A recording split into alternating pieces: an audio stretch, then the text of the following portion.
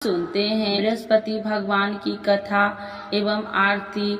तो एक बार बोलिए प्रेम से बृहस्पति भगवान की जय, लक्ष्मी माता की जय। कि प्राचीन समय की बात है।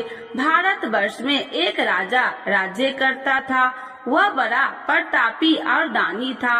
वह नित्य गरीबों और ब्राह्मणों की सेवा सहायता करता था। वह प्रतिदिन मंदिर में भगवान दर्शन करने जाता था, लेकिन यह उसकी रानी को अच्छा न लगता। न वह व्रत करती और न ही किसी को एक पैसा दान में देती। राजा को भी ऐसा करने से मना किया करती। एक समय की बात है कि राजा शिकार खेलने वन को चले गए। घर पर रानी और दासी थी। उस समय गुरु बृहस्पति साधु का रूप धारण कर राजा के दरवाजे पर भिक्षा मांगने आए। साधु ने रानी से भिक्षा मांगी तो वह कहने लगी, हे साधु महाराज, मैं इस दान और पुण्य से तंग आ गई हूँ। आप कोई ऐसा उपाय बताए जिससे यह सारा धन नष्ट हो जाए और मैं आराम से रह सकूं। साधु रूपी बृहस्पति देव ने कहा, हे देवी, तुम बड़ी विचित्र हो। संतान और धन से भी कोई दुखी होता है। अगर तुम्हारे पास अधिक धन है तो इसे शुभ कार्यों में लगाओ, जिससे तुम्हारे दोनों लोक सुधरे। परंतु साधु की इन बातों से रानी खुश नहीं हुई।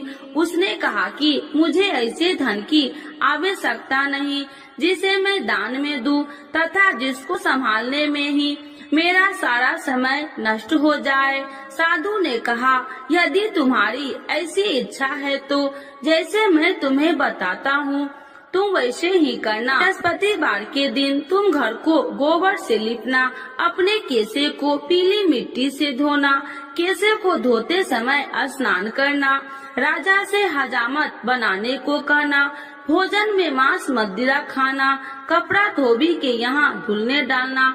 इस प्रकार 7 बृहस्पतिवार करने से तुम्हारा समस्त धन नष्ट हो जाएगा।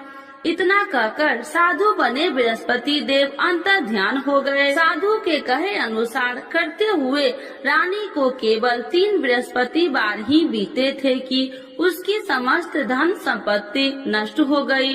भोजन के लिए परिवार तरसने लगा। एक दिन राजा रानी से बोला, हे रानी, तुम यहीं रहो, मैं दूसरे देश को जाता हूँ, क्योंकि यहाँ पर मुझे सभी जानते हैं, इसीलिए मैं कोई छोटा कार्य नहीं कर सकता।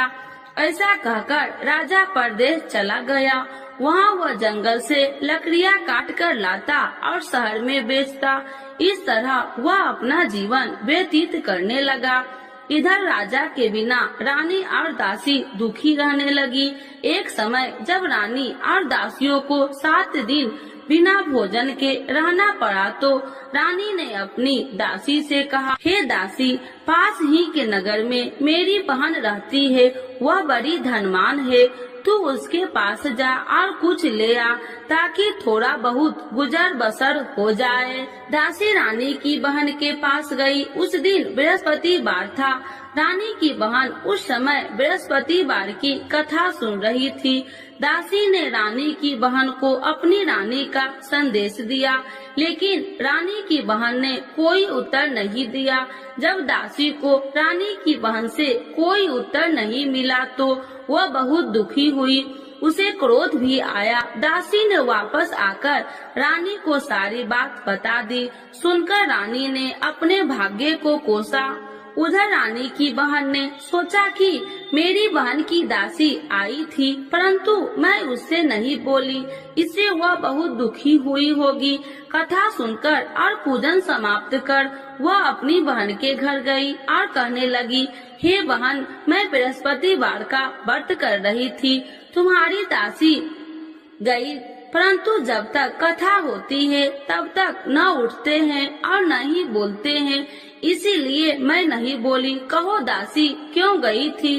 रानी बोली, बहन, हमारे घर अनाज नहीं था। ऐसा कहते कहते रानी की आंखें भर आई। उसने दासियों समेत भूखा रहने की बात भी अपनी बहन को बता दी। रानी की बहन बोली, बहन देखो, बृहस्पति देव भगवान सबकी मनोकामना पूर्ण करते हैं। देखो शायद तुम्हारे घर में अनाज रखा हो। यह सुनकर दासी घर के अंदर गई तो वहाँ उसे एक घड़ा अनाज का भरा मिल गया। उसे बड़ी हैरानी हुई क्योंकि उसे एक बर्तन देख लिया था। उसने बाहर आकर रानी को बताया। दासी रानी से कहने लगी, हे रानी, जब हमको भोजन नहीं मिलता तो हम व्रत ही तो करते थे, इसीलिए क्यों न इनसे व्रत और कथा की विधि पूछ ली जाए, हम भी व्रत किया करेंगे। दासी के कहने पर रानी ने अपनी बहन से बृहस्पतिवार व्रत के बारे में पूछा। उसकी बहन ने बताया, बृहस्पतिवार के व्रत में चने की दाल और मुनक्का से विष्णु भगवान का केले की जड़ में पूजन करे तथा दीपक जलाए, पीला भोजन करे तथा कथा सुने। इससे गुरु भगवान प्रसन्न होते हैं, मनोकामना पूर्ण करते हैं। व्रत और पूजन की विधि बताकर रानी की बहन अपने घर लौट आई। रानी और दासी दोनों में निश्चय किया कि बृहस्पति देव भगवान का पूजन जरूर करेंगे। 7 रोज बाद जब बृहस्पतिवार आया तो उन्होंने व्रत रखा। घुड़सार में जाकर चना और गुड़ बिल लाई तथा उसकी दाल से केले की जड़ तथा विष्णु भगवान का पूजन किया। अब पीला भोजन कहाँ से लाए? दोनों बड़ी दुखी हुई, परंतु उन्होंने व्रत किया था, इसीलिए बृहस्पति देव भगवान प्रसन्न थे। एक साधारण व्यक्ति के रूप में वे दोनों थालों में सुंदर पीला भोजन लेकर आए और दासी को देकर बोली, हे दासी, यह भोजन तुम्हारे लिए और तुम्हारी रानी के लिए है, इसे तुम दोनों ग्रहण करना। दासी भोजन पाकर बहुत प्रसन्न हुई। उसने रानी को सारी बात बताई। उसके बाद से वे प्रत्येक बृहस्पतिवार को गुरु भगवान का व्रत और पूजन करने लगी। बृहस्पति भगवान की कृपा से उनके पास धन हो गया, परंतु रानी फिर पहले की तरह आलस करने लगी। तब दासी बोली, देखो रानी, तुम पहले भी इसी प्रकार आलस करती थी, तुम्हें धन रखने में कष्ट होता था, इस कारण सभी धन नष्ट हो गया। अब गुरु भगवान की कृपा से धन मिला है तो फिर तुम्हें आलस होता है। बड़ी मुसीबतों के बाद हमने ये धन पाया है, इसीलिए हमें दान पुण्य करना चाहिए।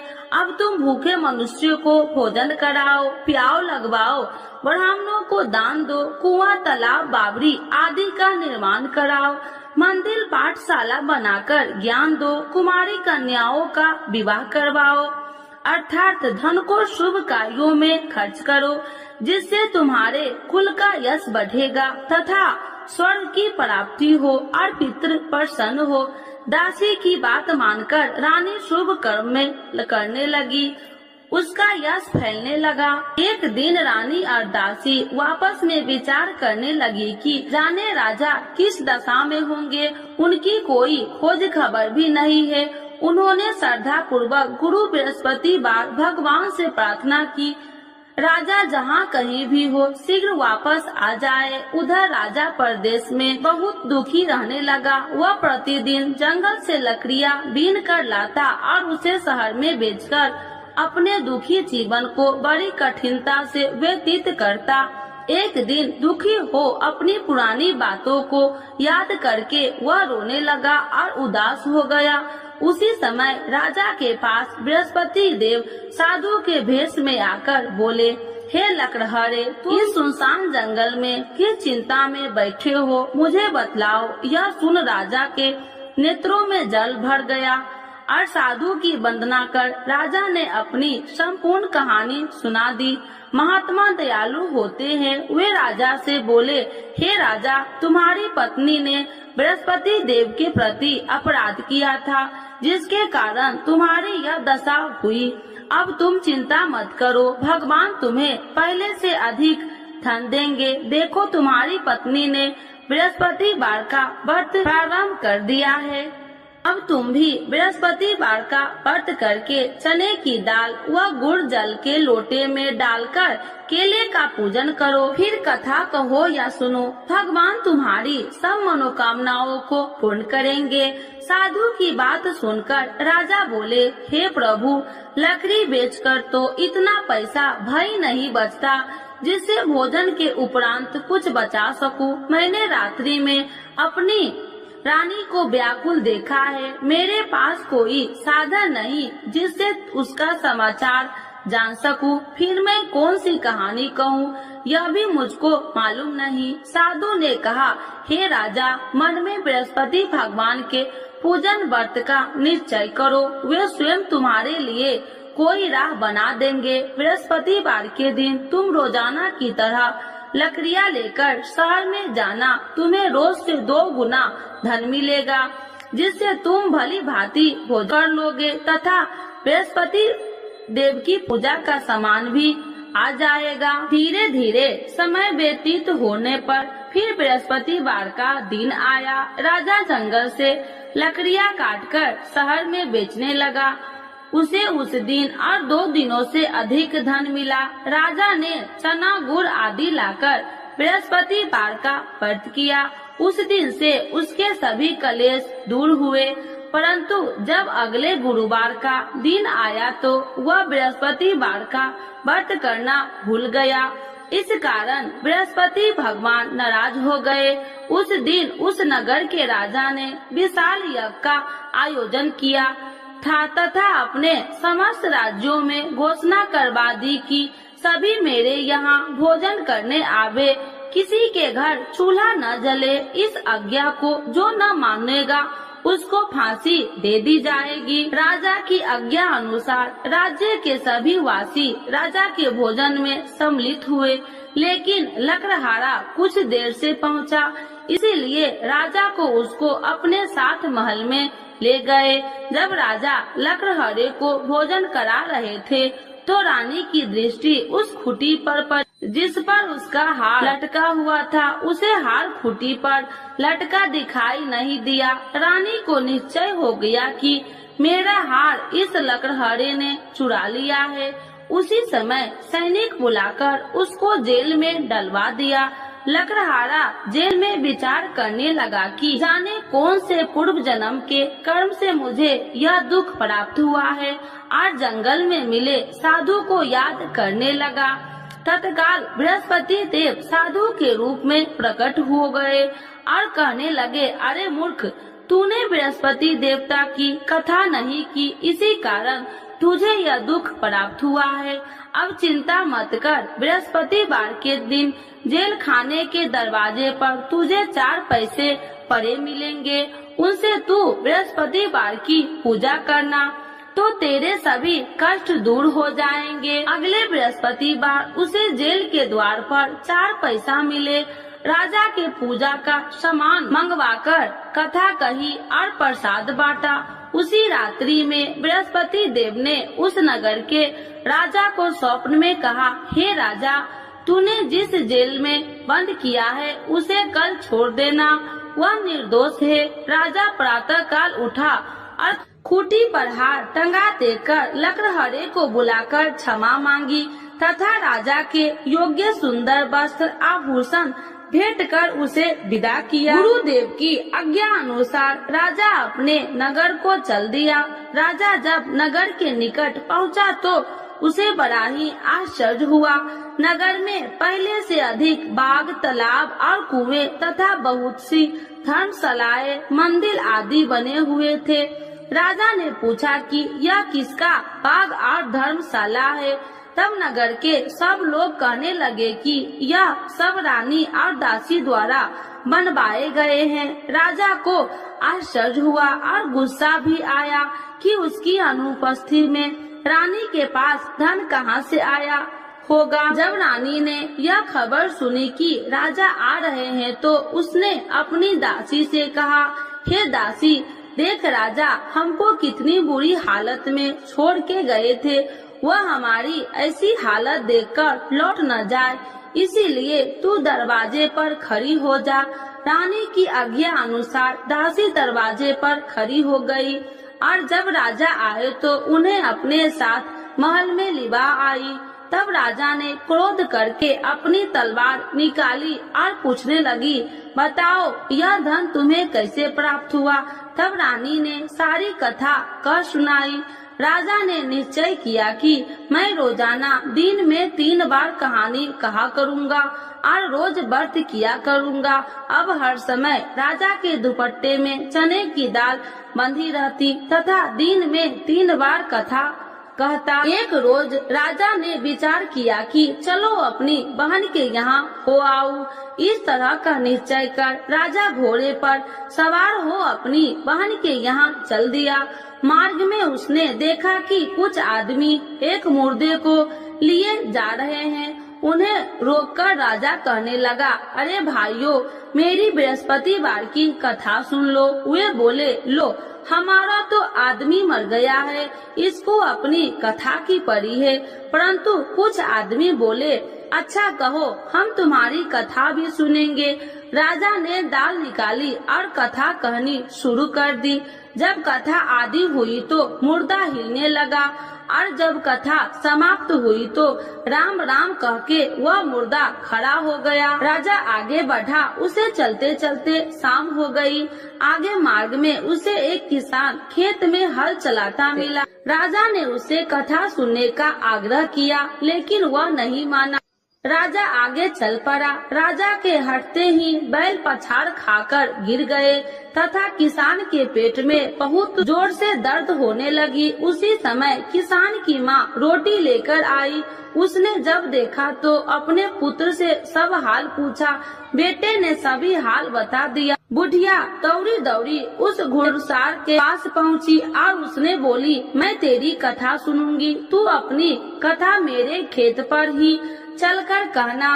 राजा ने लौटकर बुढ़िया के खेत पर जाकर कथा कही, जिसके सुनते ही बैल खड़े हो गए तथा किसान के पेट का दर्द भी बंद हो गया। राजा अपनी बहन के घर पहुंच गया। बहन ने भाई को खूब मेहमानबाजी की। दूसरे रोज प्रातः काल राजा जागा तो वह देखने लगा कि सब लोग भोजन कर रहे हैं।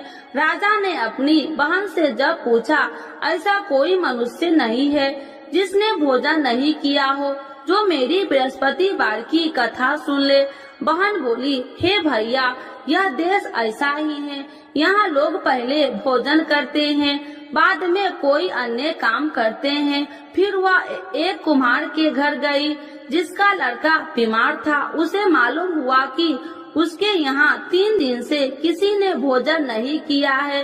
रानी ने अपने भाई की कथा सुनने के लिए कुम्हार से कहा। वह तैयार हो गया। राजा ने जाकर बृहस्पतिवार की कथा कही, जिसको सुनकर उसका लड़का ठीक हो गया। अब तो राजा को प्रशंसा होने लगी। एक दिन राजा ने अपनी बहन से कहा, हे बहन, अब मैं अपने घर जाऊंगा, तुम भी तैयार हो जाओ। राजा की बहन ने अपनी सास से अपने भाई के साथ जाने की आज्ञा मांगी। सास बोली, हाँ चली जा, मगर अपने लड़कों को मत ले जाना, क्योंकि तेरे भाई के कोई संतान नहीं है। बहन ने अपने भाई से कहा, हे भैया, मैं तो चलूंगी, मगर कोई बालक नहीं चलेगा। अपनी बहन को भी छोड़कर दुखी मन से राजा अपने नगर को लौट आया। राजा ने अपनी रानी से सारी कथा बताई और बिना भोजन किए वह सैया पर लेट गया। रानी बोली, हे प्रभु, बृहस्पति देव ने हमें सब कुछ दिए हैं, वे हमें संतान अवश्य देंगे। उसी रात बृहस्पति देव ने राजा को स्वप्न में कहा, हे राजा, उठ, सभी सोच त्याग दे, तेरी रानी गर्भवती है। राजा को यह जानकर बड़ी खुशी हुई। 9वें महीने में रानी के गर्भ से एक सुंदर पुत्र पैदा हुआ। तब राजा बोला, हे रानी, स्त्री बिना भोजन के रह सकती है, परंतु बिना कहे नहीं रह सकती। जब मेरी बहन आए तो तुम उससे कुछ मत कहना। रानी ने हाँ कर दी। जब राजा की बहन ने यह शुभ समाचार सुना तो वह बहुत खुशी हुई तथा बधाई लेकर अपने भाई के यहाँ आई। रानी ने तब उसे आने का उलाहना दिया। जब भाई अपने साथ ला रहे थे तो तब टाल गई, उनके साथ न आई और आज अपने आप भागी भागी बिना बुलाए आ गई। तो राजा की बहन बोली, भाई मैं इस प्रकार न कहती तो तुम्हारे घर औलाद कैसे होती। बृहस्पति देव सभी मनोकामनाएं पूर्ण करते हैं। जो श्रद्धा भाव पूर्वक बृहस्पति वार का व्रत करता है एवं कथा पढ़ता है अथवा सुनता है और दूसरों को सुनाता है, बृहस्पति देव उसकी सभी मनोकामनाएं पूर्ण करते हैं, उनकी सदैव रक्षा करते हैं। जो संसार में सद्भावना से गुरुदेव का पूजन एवं व्रत सच्चे हृदय से करते हैं, उनकी सभी मनोकामनाएं वैसे ही पूर्ण होती है जैसे सच्ची भावना से रानी और राजा ने बृहस्पति देव की कथा का गुणगान किया तो उनकी सभी इच्छाएं बृहस्पति देव जी ने पूर्ण की। अनजाने में भी बृहस्पति देव की उपेक्षा न करे, ऐसा करने से सुख शांति नष्ट हो जाती है। इसीलिए सबको कथा सुनने के बाद प्रसाद लेकर जाना चाहिए। हृदय से उनका नमन करते हुए जयकारा बोलना चाहिए। तो एक बार बोलिए प्रेम से बृहस्पति भगवान की जय, विष्णु भगवान की जय, लक्ष्मी माता की जय। आरती श्री बृहस्पति देव की। ओम जय बृहस्पति देवा, स्वामी जय बृहस्पति देवा, छीने छीने भोग लगाऊं, छीने छीने भोग लगाऊं, कदली फल में बा। ओम जय बृहस्पति देवा, तुम्हें पूरन परमात्मा, तुम्हें अंतर्यामी, स्वामी तुम्हें अंतर्यामी, जगत पिता जगदीश्वर, जगत पिता जगदीश्वर, तुम्हें सबके स्वामी। ओम जय बृहस्पति देवा, चरणामृत निज निर्मल, सब पातक हरिता, स्वामी सब पातक हरिता, सकल मनोरथ दायकी, सकल मनोरथ दायकी, कृपा करो भरता। ओम जय बृहस्पति देवा, तन मन धन अर्पण कर, जो जन शरण पड़े, स्वामी जो जन शरण पड़े, प्रभु प्रकट तब हो करे, प्रभु प्रकट तब हो कर, आकर द्वार खड़े। ओम जय बृहस्पति देवा, दीन दयाल दयानिधि, भक्तन हितकारी, स्वामी भक्तन हितकारी, पाप दोष सब हरता, पाप दोष सब हरता, भव बंधन हारी। ओम जय बृहस्पति देवा, सकल मनोरथ दायकी, सब संशय तारो, स्वामी सब संशय तारो, विषय विकार मिटाओ, विषय विकार मिटाओ, संतन सुखकारी।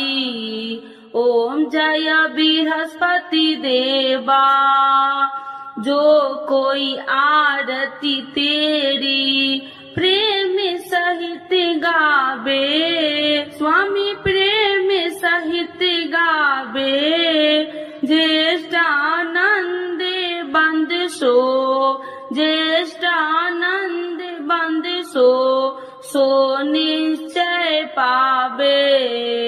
ओम जय बृहस्पति देवा, स्वामी जय बृहस्पति देवा। बृहस्पति भगवान की जय, विष्णु भगवान की जय, लक्ष्मी माता की जय।